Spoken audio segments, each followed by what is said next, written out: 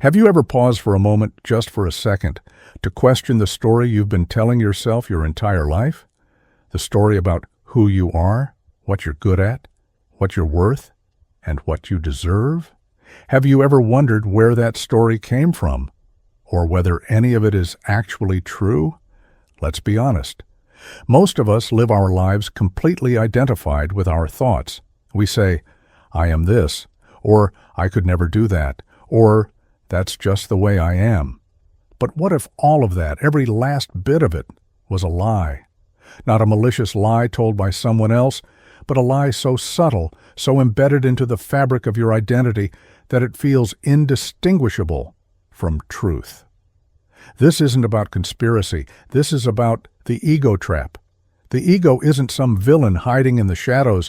It's not some separate entity pulling strings behind the curtain. It's you, or at least the version of you that you've been led to believe is real. The ego is your self-image, your narrative, your identity. It's the internal script playing on a loop, telling you who you are and who you're not. But here's the twist. The ego is built almost entirely from illusions. From the moment we're born, we start absorbing voices, behaviors, expectations, praise, criticism.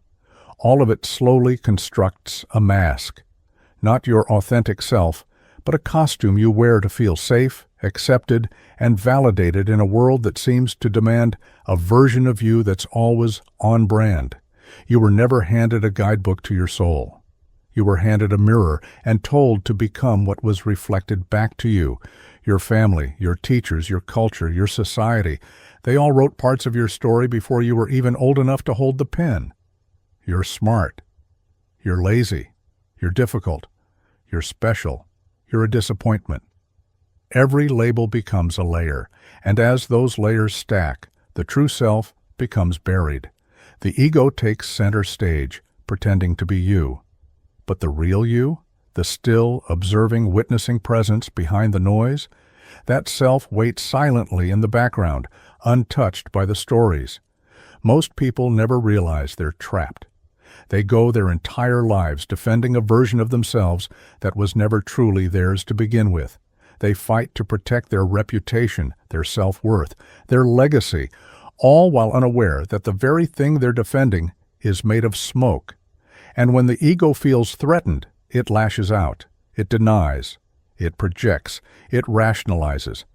Anything to avoid the terrifying truth that the self it's trying to protect doesn't really exist. You see, the ego loves certainty. It feeds on definition. It wants to be able to say, "I am this, I am not that." But real life doesn't work that way. Growth doesn't work that way. You are not a fixed object.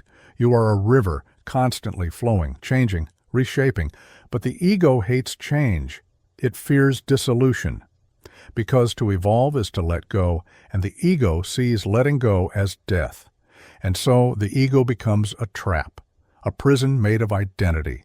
You begin to mistake your patterns for your personality, your trauma for your truth, your past for your potential.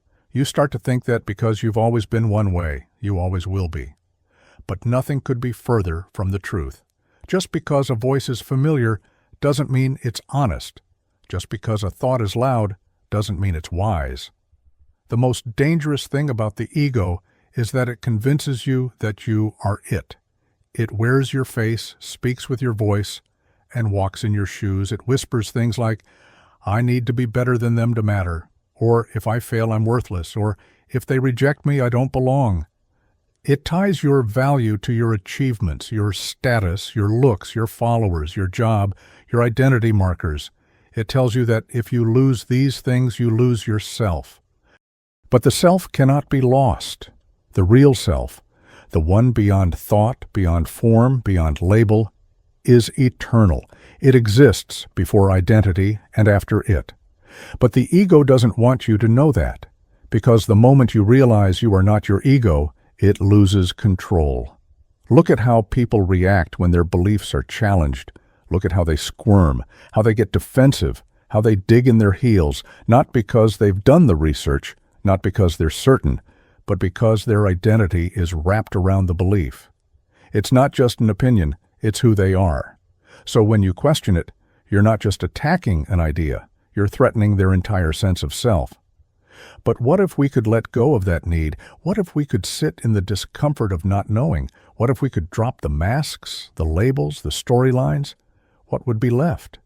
At first, maybe fear, maybe emptiness. Because stripping the ego feels like stripping your skin. You're raw, exposed, uncertain. But then something else emerges, something quieter, something still. Call it awareness, call it presence, call it soul. It's what remains when the story ends. Think about the times in your life when you felt truly alive, not just happy, but awake, fully present. Moments when the mind stopped narrating and you just were. Watching a sunset, holding someone you love, creating something without judgment. Those moments are egoless. The ego fades and what remains is consciousness. That's the real you. The ego will try to convince you that without it, you'll be nothing, that you'll be vulnerable, that you'll be lost. But that's a lie too. You don't need a name tag to be whole. You don't need a resume to be enough. The you beneath the ego is spacious, limitless, and free. But freedom has a cost, and that cost is death, the death of illusion. You have to be willing to watch parts of yourself dissolve, not your essence, but your attachments, your defensiveness, your pride, your self-importance. You have to let the idea of who you think you are die, so the truth of what you really are can live. Here's the truth no one tells you. Everything you believe about yourself is a story, and every story can be rewritten. You're not shy. You've been conditioned to withhold. You're not broken. You're healing. You're not a failure. You're learning. Even your greatest flaws are just survival strategies that no longer serve you. You're not fixed. You're fluid. But fluidity terrifies the ego, because fluidity means surrender. It means dropping the act. It means telling the truth even when it makes you look bad, even when it scares people away, even when it costs you everything you once thought mattered. That's the price of authenticity. That's the price of freedom. You don't have to destroy the ego. That's just another ego game. You don't have to fight it or shame it. You simply have to observe it, to see it for what it is, a protective shell, a narrative device, a character in a play. And once you see it, you're free to step off the stage. So the next time you catch yourself saying, "I'm not good enough," ask, "Who told me that?" The next time you say, "I could never do that," ask, "Who decided that was true?" Start pulling at the threads of the story. Watch it unravel. Watch the truth emerge. You are not your name. You are not your job. You are not your trauma, your accomplishments, your failures, or your fears. You are not your thoughts. You are not even your feelings. You are the one who sees them all. You are the witness, the awareness, the space in which the ego appears and disappears. And that space, that is where your freedom lives. That is where your truth lives. That is where you live, unbound, undefined, and unshakably whole. So stop clinging. Let go. Step out of the story. The ego will scream. Let it. That scream is just the sound of illusion dying. And in its place, silence, stillness, truth. And in that truth, you'll find something more powerful than identity, something deeper than belief, something real. You'll find yourself.